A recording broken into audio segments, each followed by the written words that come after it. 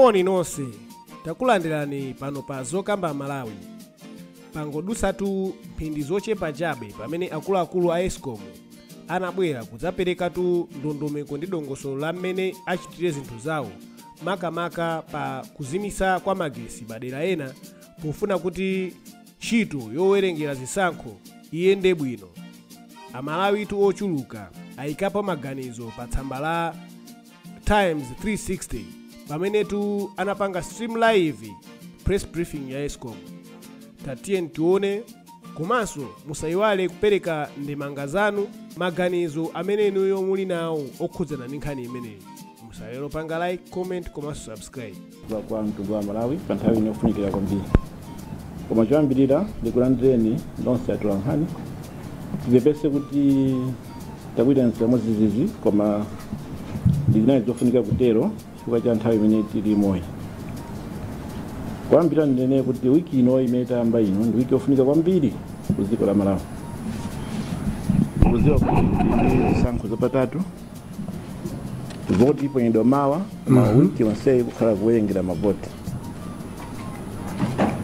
Powerengera mavoti chinthu chofunika kwambiri, zinthu ziwiri zofunika kwambiri mwa zinthu zina ndi kupezeka kwa magesi ndi internet.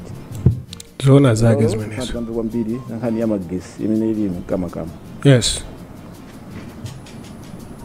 Poyamba ndinena kuti ife ngati Eskom magesi athu ambiri timagula kuchoka kwa Ejenko kwa ndi anzanga asiyo a Ejenko Dr. Maxon Chitao kuti tikhale limodzi dongosolo mtundu wa Malawi dongosolo imene takonza kuti zisankho izi zikhale zopambana kuti zosada zisankho zika anthu akaponya vote zipite ku malo oyenera mu nthawi yake ndiponso mwachilungamo. Magesi a Eskom timagula ambiri kuchoka kwa Ejenko. Eskom pano sipanga magesi timagula kwa Ejenko komanso ndi anzathu a solar amene amatipasa magesi 100 megawatts. Pano magesi amene wawa sokwanira kwenikweni yani chifukwa kenena kuti tipange dongosolo onena kuti wiki imene tayambayi kapena sabata inoyo tisakhale ndi mavuto ozimazima kwa magesi. Nanonso Amalawi muthawikapo maganizo ano ankhani imeneyi. Asolawo amapezeka masana mpaka na 6 koloko madzulo. Monga tikuonera a Kenneth chauba kuti za usiru maganizo awo amenewo pa nkhani imene a Eskom abweretsa. 6 koloko mpaka usiku mpaka kucha kwa siku linawo ndi nthawi yoti magesi asazazime. Chifukwa nthawi imeneyoyo ndi nthawi imene zosada za zisankhozi zizakhale akupanga transmit kuchokera ku madera osiyanasiyana mu dziko lonse la Malawi. Boma lalengeza ngonena kuti transmission imeneyi mawa kukhale holiday ikuonekatu kuti ndi yomweja ya Smartmatic Amalawi onse amene analembesa electronic transfer ukaponya voti kusankha atsogoleri amene akuwafuna. Komanso chuti chimenechi chitipasa mpata ife a Ejenko ndi Eskom kuti tithe kuperekera magesi kwa Malawi mosavuta. Choncho tapempha makampani osiyanasiyana tawalembera amolisi kufunsa kuti kodi mutu wankhani kuti bwanji apange kani yake kuti Eskom ikupereka update ya mmene ichitire zinthu zake nthawi imene Amalawi tikuponya zisankho kumbali ya kuzimisa kazimisidwe ka magetsi ndi makontrol zonse. So akunena kuti mbali ina azakhala kuzimisa magesi especially kwa anthu a business pamene mbali ina azakhala kupereka kumalo kumene akupangira ma transmission azisankho. Dongosolo likhala mchimake kuti magesiwa asazimezime nthawi imene zosada zisankho zikutumizidwa ku MEC head office kapena ku Tire Center ikulu ku Lilongwe. Mwina ina takudabwa kunena kuti mbuye monse zisankho zimachitika koma sitimakhala ndi vuto lozimazima kwa magesi kapena ma challenges amene tinawo pakali pano. Fuso pamene bobo ambiri simukuziwa kunena kuti pa zinthu zingapo zimene zasintha kuchokera 2020 22 kufika lero. Mwachisanzo zisankho za mbuyomu timaponya mu May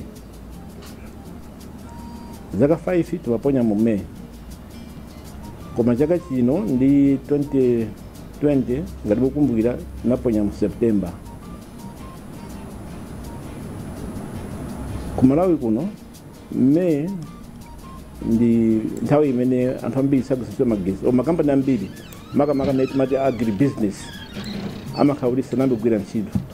Nditchulapo ma industries atatu. Yoyamba ndi ya Fodya imakhala kuti sinayambogwira ntchito.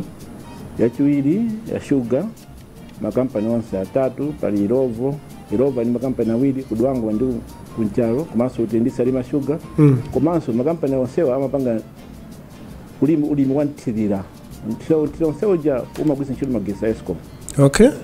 So September ndi nthawi imene timati peak period agribusiness. Afodya nawonso pakaipa na makalikaliki ndi mashini yawo kuchisa Fodya kuti apeze ndalama.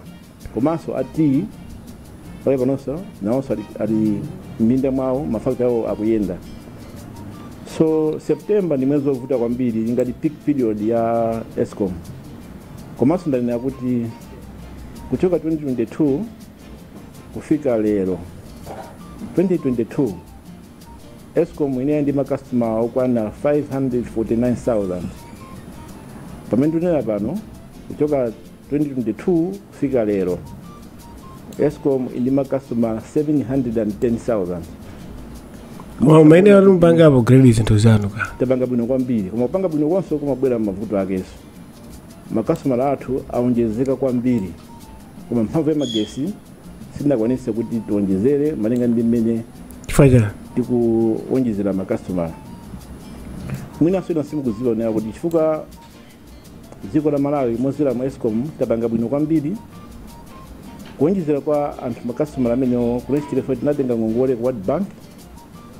Koma World Bank itaona kuti Malawi mwa maiko ena onse tabanga bwino kwambiri.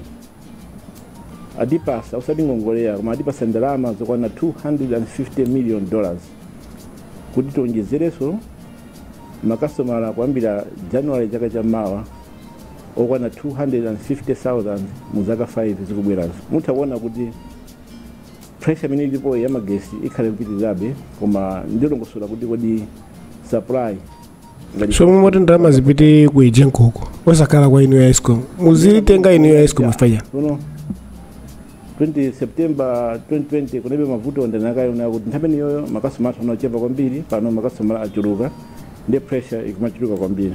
Ndalama zozo zipita ku Ejenko ka for Ejenko yo ndi imene ngapange zona ndo magesi yo abwere ochuluka kuti pressure ite kuti athandize kuti mawa kuli holiday ife ngati Eskom sitikuyembekeza kuti anthu agwira ntchito mawa. Chimwe chonse ndoti mafakitale ambiri akhala sagwira ntchito. Izizi zitipangira ubwino kuti khali magesi ambiri kusakhale load shedding. Koma ndine kuti zikafika poti mwana ukanaphala fondena kale kuti anthu ena makampani ena aukana safuna kupanga dongoso imene lili tipitira kukankha nawo, koma zikafika poti mwana ukanaphala magesiwo tizathimisa mbali imene tikuona kuti zingadapangira ubwino kuti zosatira zamalizasiyo o zisankhozi ziperekedwe kwa Malawi mu nthawi yoyenera. Michizungu amene kuti this is of national importance.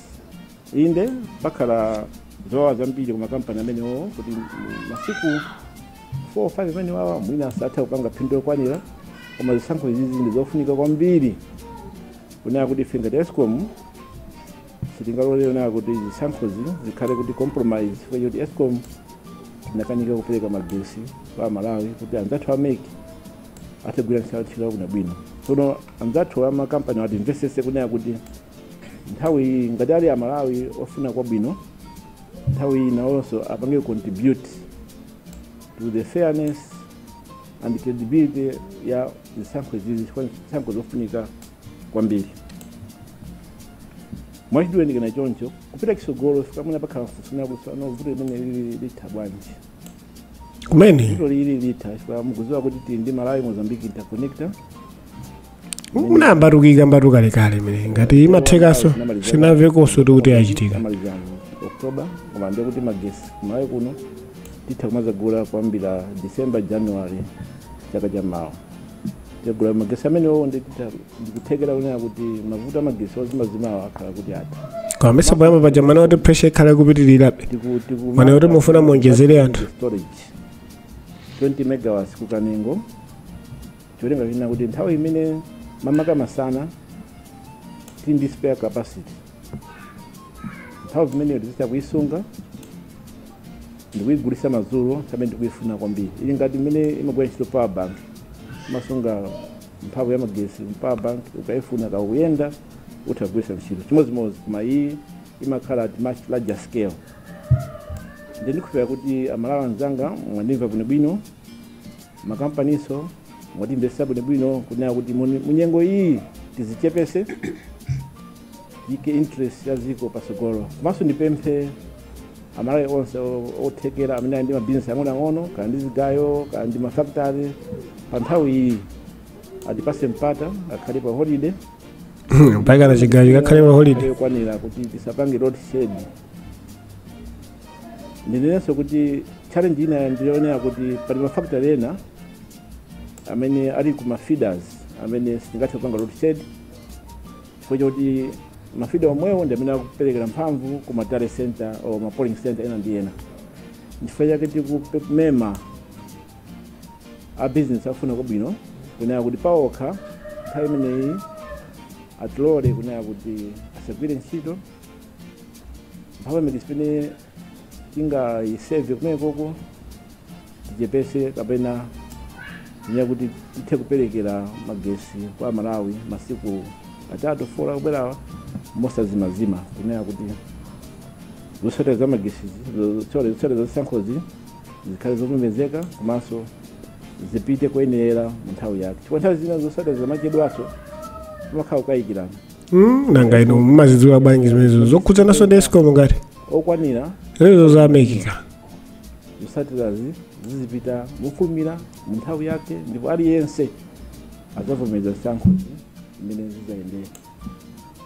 Ndipeleke m'manja mwa anzanga a Genco mina ndi ziwiri zitatu takambepo komano nisana malize kwenikweni ndibwerezenso na kuti kupempha makampani onse ofuna kwabwino kuti nthawi yofunika kwambiri ku mtundu wa Malawi.